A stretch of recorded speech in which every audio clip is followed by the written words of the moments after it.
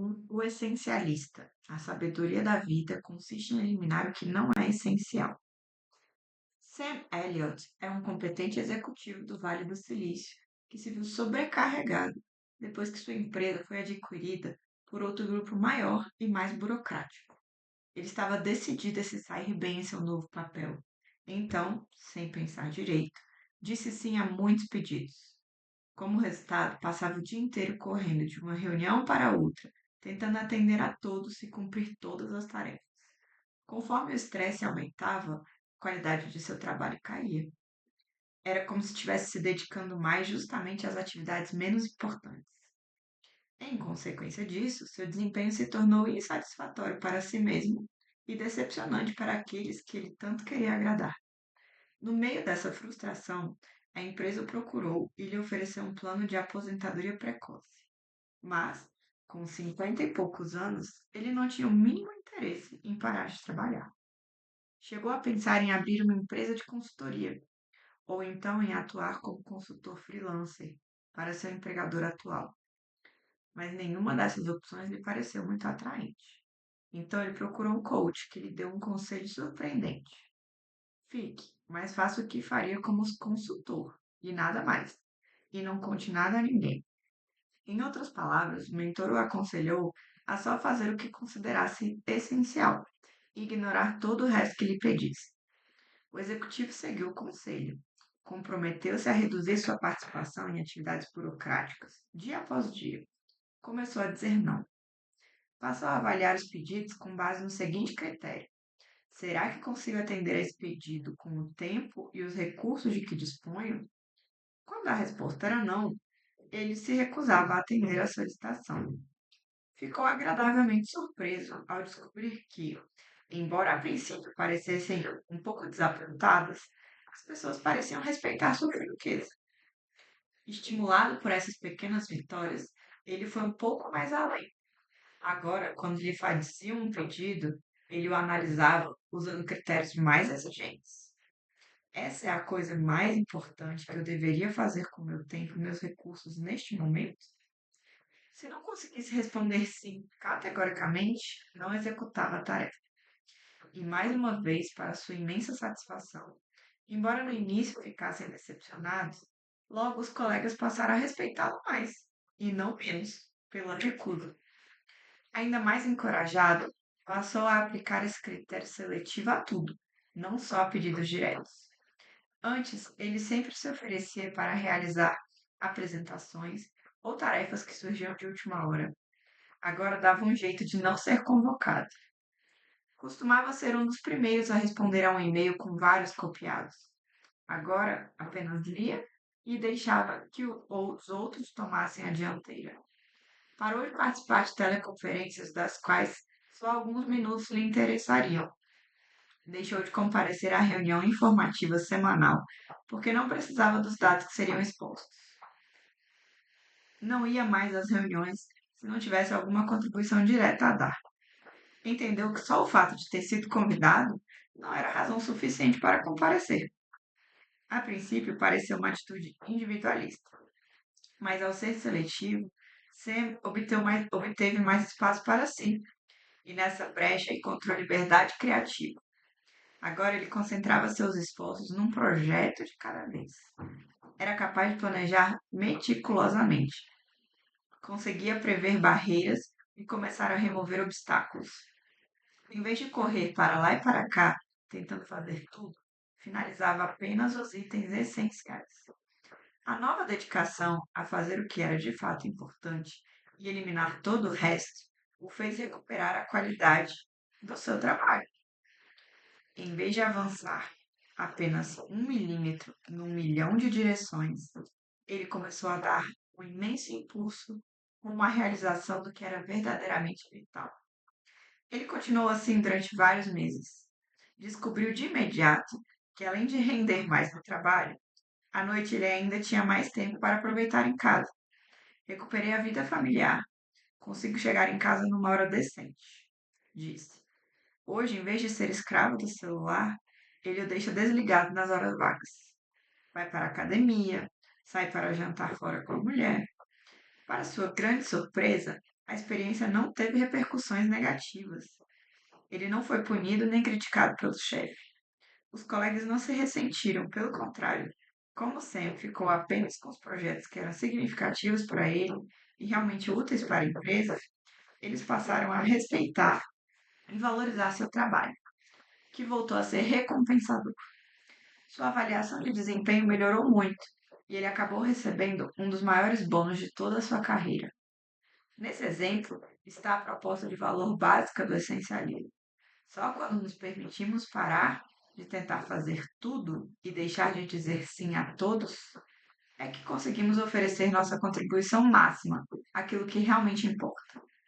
E quanto a você, quantas vezes respondeu sim a um pedido sem pensar direito?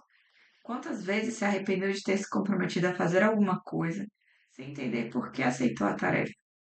Quantas vezes disse sim só para agradar ou para evitar problemas? Ou porque sim virou a resposta padrão? Conseguiu se identificar? Então agora responda. Acha que está sobrecarregado? Já se sentiu ao mesmo tempo com excesso de trabalho e subutilizado? Já notou que só se dedica a atividades pouco importantes? Considere-se ocupado, mas não produtivo, como se estivesse sempre em movimento, mas sem chegar a lugar nenhum. Se respondeu sim a qualquer uma dessas perguntas, o melhor caminho para sair da situação é o do essencialista. O caminho do essencialista. Durante muitos anos, Dieter Rams foi projetista-chefe da fabricante Brown. Ele acreditava fortemente na ideia de que quase tudo é ruído, que pouquíssimas coisas são essenciais. Seu trabalho é filtrar o ruído até chegar à essência. Por exemplo, quando tinha 24 anos, pediram-lhe na empresa que colaborasse com o projeto de um toca-discos. A norma, na época, era cobrir o aparelho com uma tampa de madeira maciça, ou mesmo incorporá-lo a um móvel para pôr na sala. Em vez disso, ele e a equipe removeram toda a tralha e projetaram um toca-discos com uma tampa de plástico transparente. E só. Foi a primeira vez que se usou um projeto desses. Tão revolucionário que temeram que levasse a empresa à falência, porque ninguém o compraria. Foi preciso coragem para eliminar o que não era essencial. Na época de 1960, essa estética começou a tomar impulso. Com o tempo, tornou-se o padrão. Dieter define seus critérios de projeto usando apenas 3 palavras em alemão. Weniger, aber, besser. A tradução é menos, porém melhor. Seria difícil encontrar uma definição mais adequada de essencialismo. O caminho do essencialista é buscar de forma incansável o menos, porém melhor. Ele não concorda com o princípio só de vez em quando, mas o adota de maneira disciplinada o tempo inteiro. Não basta incluir entre as resoluções de ano novo dizer não mais vezes, limpar a caixa de entrada de e-mails ou dominar alguma nova estratégia de administração do tempo. É necessário parar constantemente para se perguntar: estou investindo nas atividades certas? Existem muito mais atividades e oportunidades no mundo do que tempo e recursos para investir nelas. E embora muitas possam até ser muito boas, o fato é que a maioria é trivial. O caminho do essencialista exige aprender a fazer uma distinção, filtrar todas essas opções e selecionar apenas as verdadeiramente essenciais. O essencialismo não trata de fazer mais, trata de fazer as coisas certas. Também não é fazer menos só por fazer menos. É investir tempo e energia da forma mais sábia possível para dar sua contribuição máxima, fazendo apenas o essencial. Pode-se ver a diferença entre o caminho do essencialista e o caminho do não essencialista no esquema a seguir. Em ambas as imagens, o esforço é o mesmo. Na imagem da esquerda, a energia é dividida em muitas atividades. O resultado é a experiência pouco satisfatória de avançar 1 milímetro num milhão de direções. Na imagem da direita, a energia é dedicada a uma atividade. O resultado é que, ao investir em menos coisas, temos a experiência satisfatória de alcançar um avanço significativo no que mais importa. Aqui no centro há energia, 1 milímetro em milhões de direções, ou um grande impulso em uma única direção. O caminho do essencialista rejeita a ideia de que se pode fazer tudo.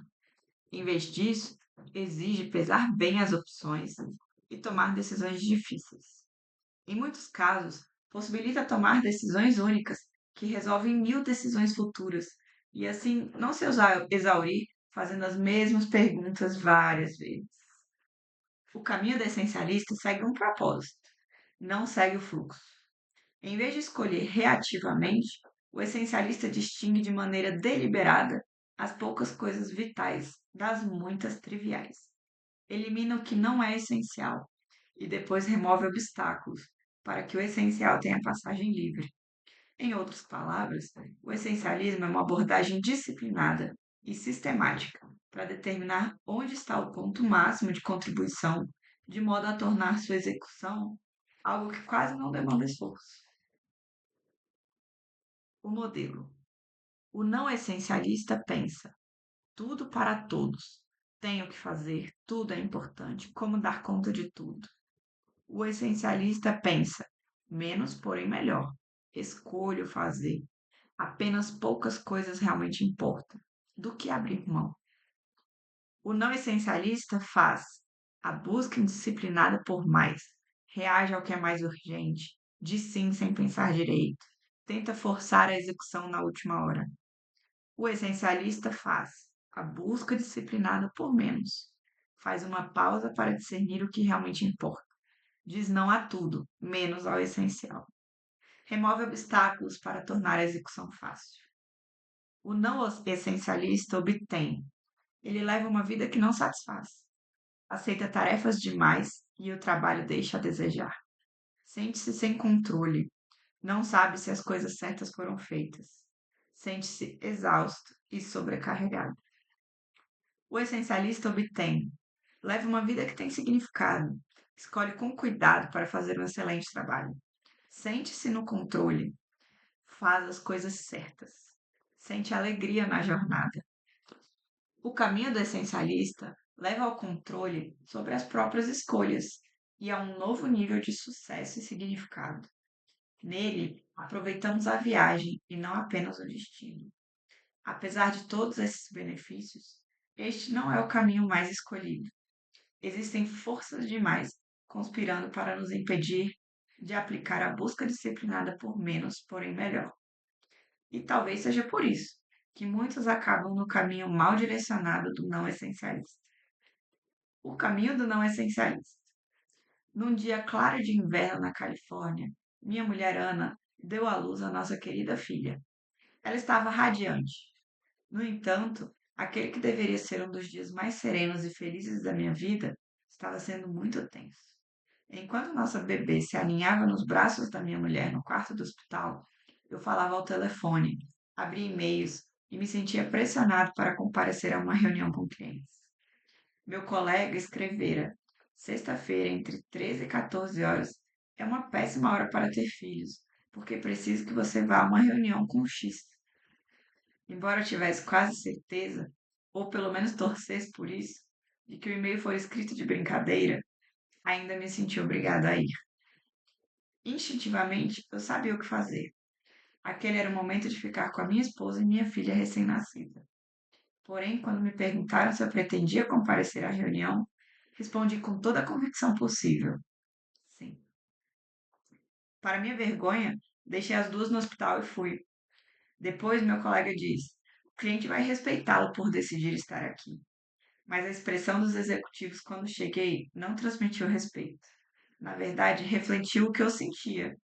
O que estava fazendo ali? Só disseram assim para agradar.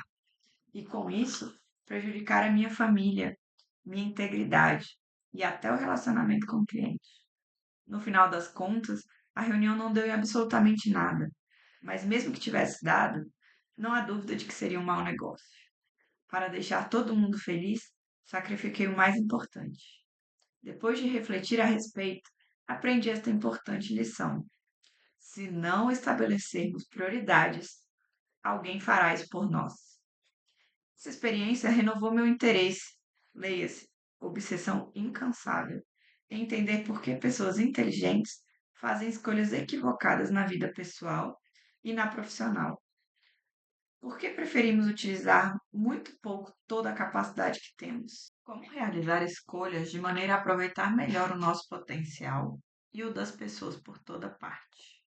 Minha missão de lançar luz sobre essas questões já me levou a largar a faculdade de Direito na Inglaterra e, depois de um tempo, fazer um MBA na Universidade de Stanford, na Califórnia.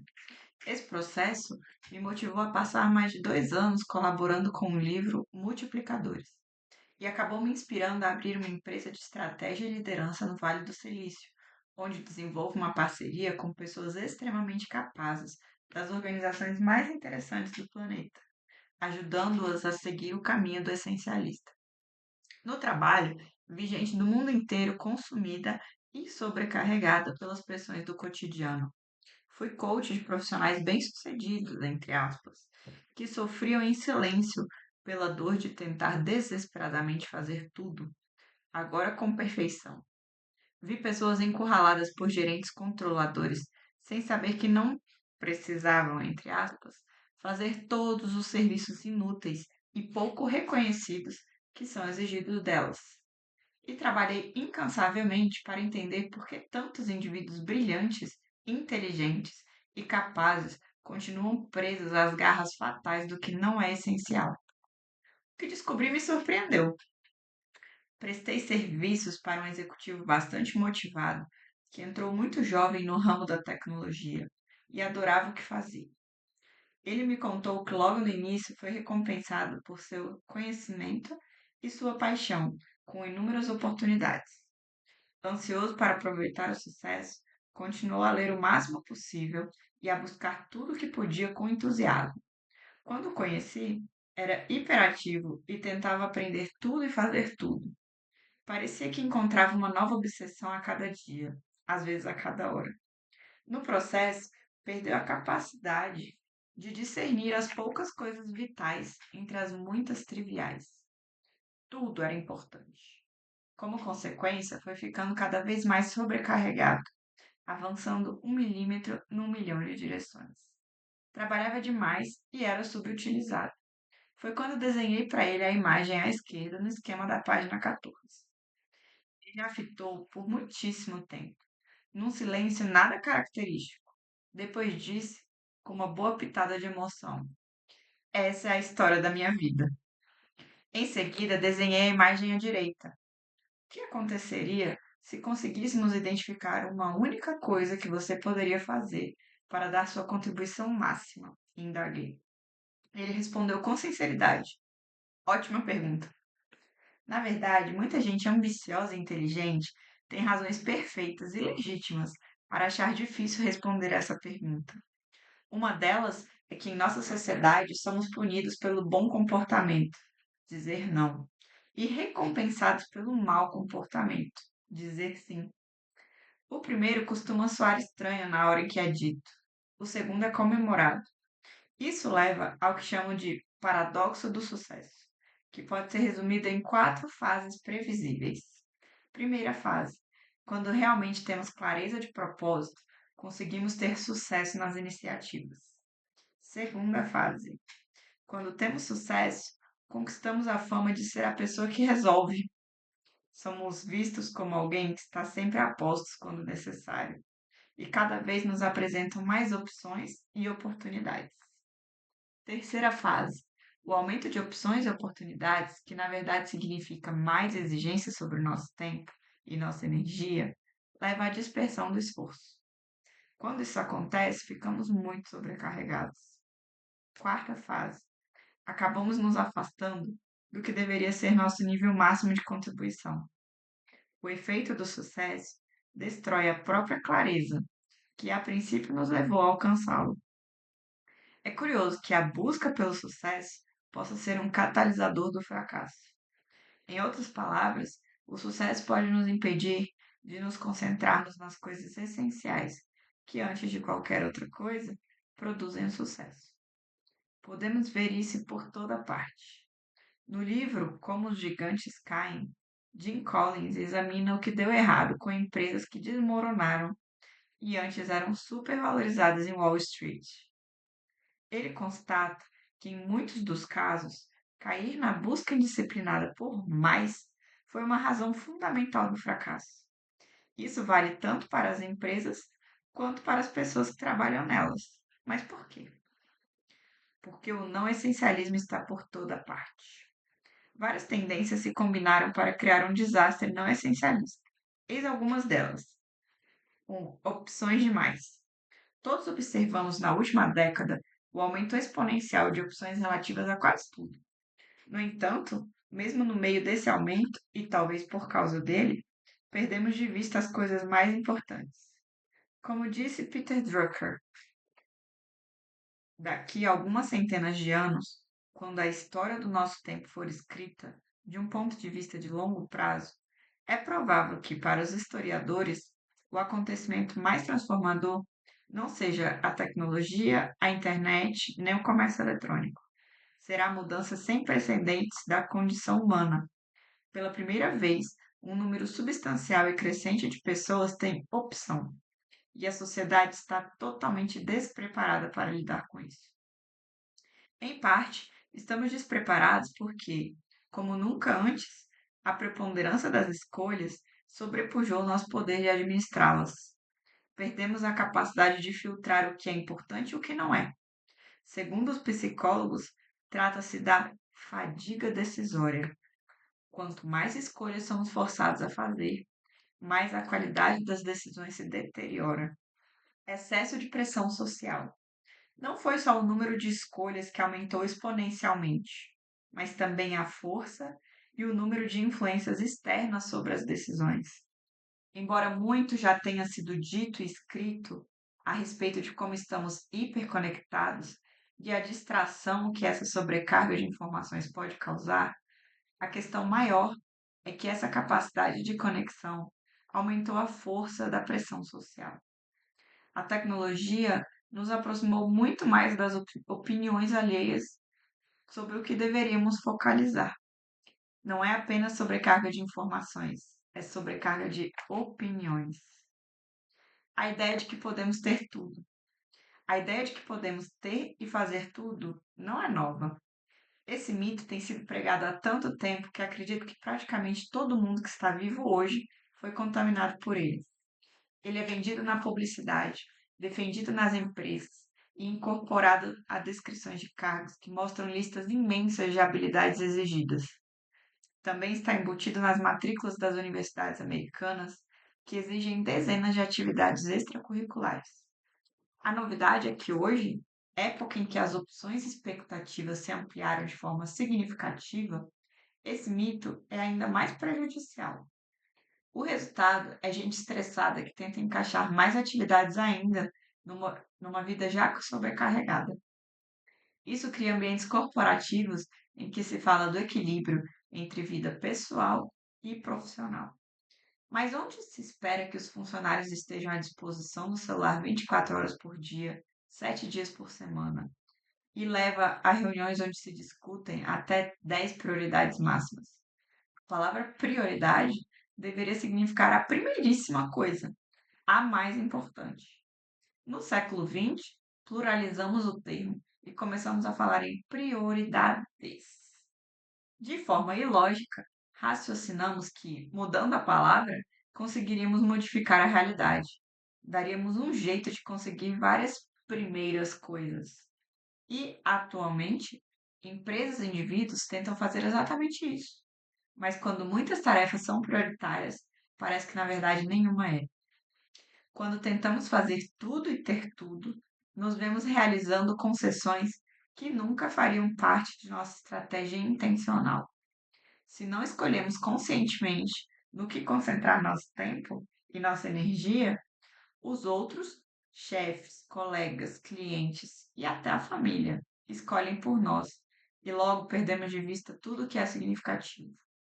Ao abrirmos mão de fazer as escolhas, permitimos que os interesses alheios controlem a nossa vida.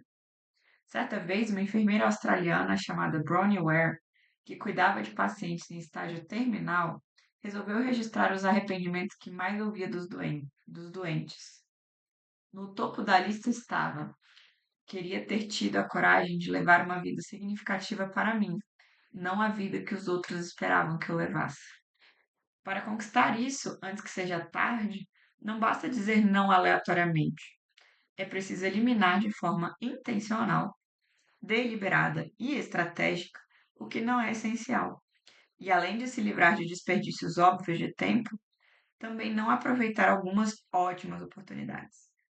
Em vez de reagir às pressões sociais que nos puxam em mil direções, devemos aprender a reduzir, simplificar e focalizar o que é essencial, eliminando todo o resto. Este livro fará pela sua vida e pela sua carreira o que um organizador profissional conseguiria fazer pelo seu armário. Pense no que aconteceria se você nunca o arrumasse. Ele ficaria organizado? As peças que você mais gosta de usar seriam as únicas penduradas nos cabides? É claro que não. Quando não há um esforço consciente de mantê-lo arrumado, o armário vira uma bagunça, cheio de roupas raramente usadas. De vez em quando, a situação foge tanto ao controle que você se esforça e faz uma limpa. Mas, se não implantar um sistema com regularidade, você vai acabar com tanta roupa quanto tinha no início, porque não conseguirá decidir do que vai se livrar. Irá se arrepender de ter doado acidentalmente peças de que gostava e queria guardar. Ou manterá uma pilha de roupas que não quer mais, porém das quais nunca se livra, porque não sabe direito aonde levá-las nem o que fazer com elas. Do mesmo modo que o armário logo fica abarrotado quando se acumulam roupas que nunca usamos, nossa vida logo se enche quando os compromissos e as atividades que aceitamos na melhor das intenções vão se acumulando. Se não adotarmos um sistema para fazer uma limpa, esse excesso permanecerá ali para sempre. Veja a seguir de que maneira o essencialista abordaria esse armário caótico. 1. Explorar.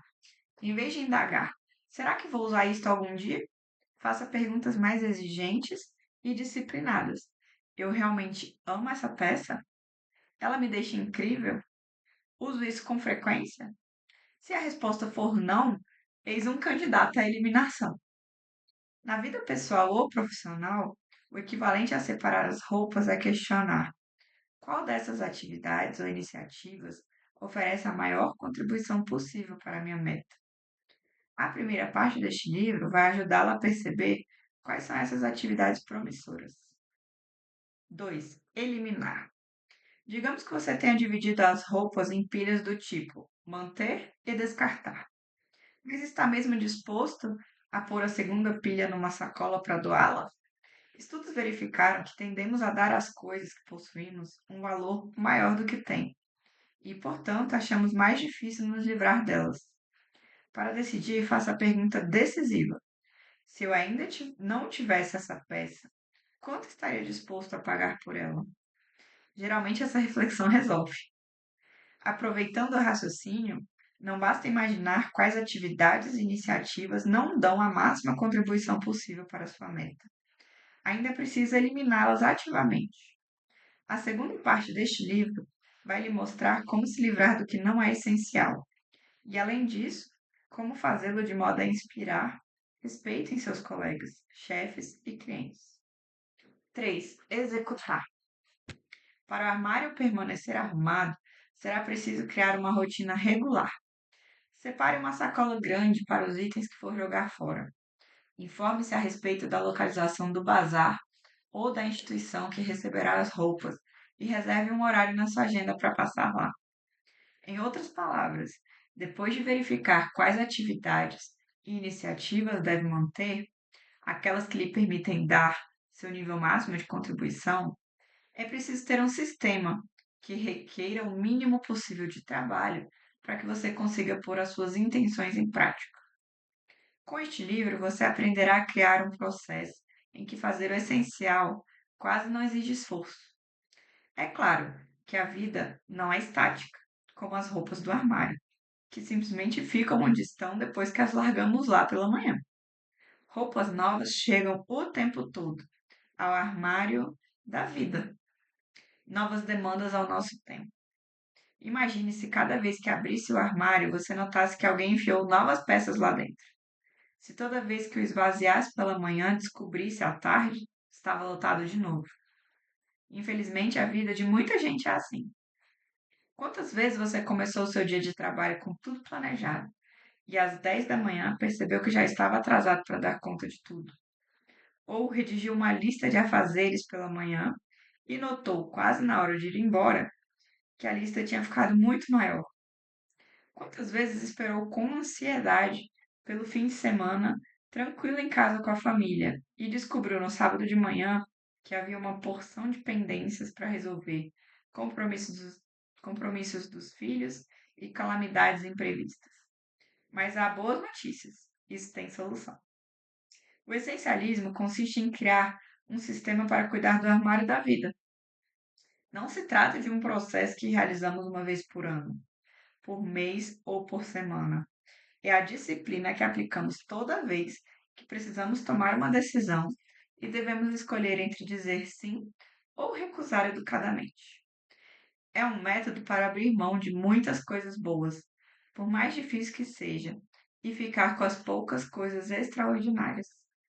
É aprender a fazer menos, porém melhor, para obter o máximo retorno possível de cada precioso momento da vida. Este livro vai mostrar que você pode ter uma vida que faça sentido para si mesmo, não aquela que os outros esperam de você. Aqui é apresentado um método para aumentar a eficiência e a produtividade, tanto no campo pessoal quanto no profissional, e um modo sistemático de discernir o que é importante, eliminar o que não é e fazer o essencial com o mínimo de esforço. Em resumo, ensina a aplicar em todas as áreas da vida a busca disciplinada por menos. Veja como. Guia do livro. Essencialismo tem 4 partes. A primeira descreve a mentalidade básica do essencialista. As outras 3 transformam essa mentalidade num processo sistemático de busca disciplinada por menos, que pode ser usado em qualquer situação. A seguir, um resumo de cada parte. Essência. Qual é a mentalidade básica do essencialista? Existem 3 realidades sem as quais o pensamento essencialista não seria pertinente nem possível. Há um capítulo dedicado a cada uma delas. 1. Escolha individual. Podemos escolher onde aplicar nosso tempo e nossa energia. Se as escolhas não são feitas, não faz sentido falar em abrir mão de alguma coisa em troca de outra. 2.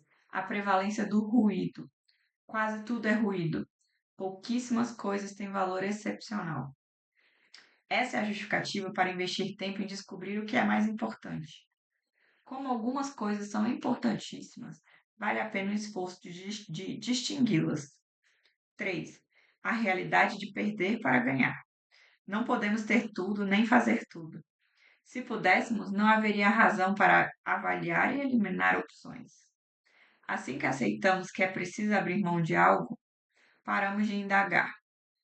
Como conseguir fazer com que tudo dê certo? E passamos a fazer a pergunta mais significativa: que problema quero resolver? Somente quando compreendermos essas realidades, poderemos começar a pensar como um essencialista. Na verdade, depois de aceitá-las e entendê-las completamente, boa parte do método das sessões seguintes deste livro se tornará natural e instintiva. Esse método consiste em 3 passos simples. Primeiro passo: explorar. Discernir as muitas trivialidades do pouco que é vital. Um paradoxo do essencialismo é que, na verdade, os essencialistas examinam mais opções do que os não essencialistas. Enquanto os não essencialistas se comprometem com tudo ou quase tudo sem examinar nada, os essencialistas exploram e avaliam sistematicamente um grande conjunto de alternativas antes de se comprometer com algumas delas. Como se concentram e vão com tudo em uma ideia ou atividade por vez, eles exploram deliberadamente mais possibilidades no começo, para se assegurar de que escolherão a melhor depois. Quando aplicamos critérios mais exigentes, podemos aproveitar o sofisticado mecanismo de busca do cérebro. Se buscarmos apenas uma boa oportunidade, encontraremos centenas de itens para analisar. Mas é melhor fazer uma busca avançada com 3 perguntas: o que me inspira profundamente? Qual é o meu talento especial? E o que atende a uma necessidade importante do mundo? Naturalmente, não haverá tantos itens para examinar, mas essa é a razão do exercício. Não procuramos uma infinidade de coisas boas para fazer. Queremos dar nosso nível máximo de contribuição, saber fazer a coisa certa, do jeito certo, na hora certa. Os essencialistas passam o maior tempo possível explorando, escutando, debatendo, questionando e ponderando. Mas essa exploração não é um fim em si. Seu propósito é discernir as poucas coisas vitais das muitas triviais. Segundo passo: eliminar. Excluir as muitas coisas triviais. Muitos dizem sim porque estão ansiosos para agradar e contribuir. Mas o segredo da contribuição máxima talvez seja dizer não. Como explicou Peter Drucker, as pessoas são competentes porque dizem não, porque dizem isso não é para mim. Eliminar o que não é essencial significa dizer não a alguém, muitas vezes, e também ir contra as expectativas sociais. Para fazer isso direito, é preciso coragem e delicadeza. Portanto, o essencialismo não exige apenas disciplina mental, mas a disciplina emocional necessária para não ceder à pressão social. Na respectiva seção do livro, abordaremos essa dinâmica difícil. Como é preciso perder para ganhar, não podemos deixar de abrir mão de certas coisas. A verdadeira questão não é como fazer tudo, é quem escolherá o que faremos ou não. Lembre-se, quando abandonamos nosso direito de escolher, os outros escolhem por nós. Portanto, podemos escolher deliberadamente o que não fazer, ou deixar que nos levem para direções que não queremos seguir. Essa seção oferece um método para eliminar o trivial e assim nos dar o tempo necessário para obter o essencial. Só então poderemos construir uma plataforma para que a execução exija o mínimo esforço possível. Tema do terceiro passo. Terceiro passo: executar. Remover obstáculos para que a execução quase não exija esforço. Qualquer que seja a meta, terminar um projeto no trabalho, chegar à próxima etapa da carreira ou planejar a festa de aniversário do marido ou da esposa, tendemos a pensar no processo de execução como algo difícil e cheio de atrito, algo que é preciso forçar para fazer acontecer. Mas a abordagem do essencialista é diferente. Em vez de forçar a execução, os essencialistas investem o tempo que pouparam para criar um sistema que remova obstáculos e torne a execução o mais fácil possível. Esses 3 elementos, explorar, eliminar e executar, não são fenômenos separados, mas um processo cíclico. E quando o aplicamos constantemente, vamos colhendo benefícios cada vez maiores. Uma ideia cuja hora chegou. Como diz a citação atribuída a Victor Hugo, dramaturgo e romancista francês, nada é mais poderoso do que uma ideia cuja hora chegou, pois a hora do princípio, menos porém melhor, chegou. Tudo muda quando nos permitimos ser mais seletivos no que optamos por fazer. No mesmo instante, obtemos a chave que abre o próximo nível de conquistas na vida. Nós nos sentimos imensamente livres quando aprendemos que podemos eliminar o que não é essencial, que não somos mais controlados pelos interesses dos outros e que temos como escolher. Com esse poder invencível, conseguimos descobrir qual é a nossa contribuição máxima, não só para a nossa própria vida ou carreira, como para o mundo. O que aconteceria se as escolas eliminassem os deveres de casa comuns e os substituíssem por projetos importantes que fizessem diferença na comunidade? E se todos os alunos tivessem tempo para pensar na contribuição máxima que poderiam dar ao próprio futuro, de modo que, quando terminassem o ensino médio, não tivessem apenas começando a corrida para lugar nenhum? E se as empresas eliminassem as reuniões inúteis e as substituíssem por uma oportunidade para as pessoas pensarem e trabalharem nos projetos mais importantes? E se os funcionários resistissem às séries de e-mails que só desperdiçam tempo, aos projetos sem relevância e às reuniões improdutivas para se concentrarem em oferecer seu nível máximo de contribuição às empresas e à própria carreira. E se a sociedade parasse de nos dizer para comprar mais e nos permitisse pensar e respirar mais? E se nos estimulasse a rejeitar o comportamento que nos impele a fazer o que detestamos, para comprar o que não precisamos, com o dinheiro que não temos, a fim de impressionar pessoas de quem não gostamos? E se deixássemos de exaltar tanto o valor de ter mais e de menosprezar o valor de ter menos? E se ninguém mais achasse que estar ocupado é ser importante? E se, em vez disso, comemorássemos o tempo que passamos escutando, refletindo, meditando e aproveitando a vida com as pessoas que mais importam para nós? E se o mundo inteiro trocasse a busca indisciplinada por mais pela busca disciplinada por menos, porém melhor? Imagina o dia em que todas as pessoas, crianças, estudantes, mães, pais, funcionários, gerentes, executivos, líderes mundiais, terão aprendido a fazer um uso melhor da inteligência, do talento, da criatividade e da iniciativa para levar uma vida com mais significado. Elas terão a coragem de assumir a verdadeira vocação.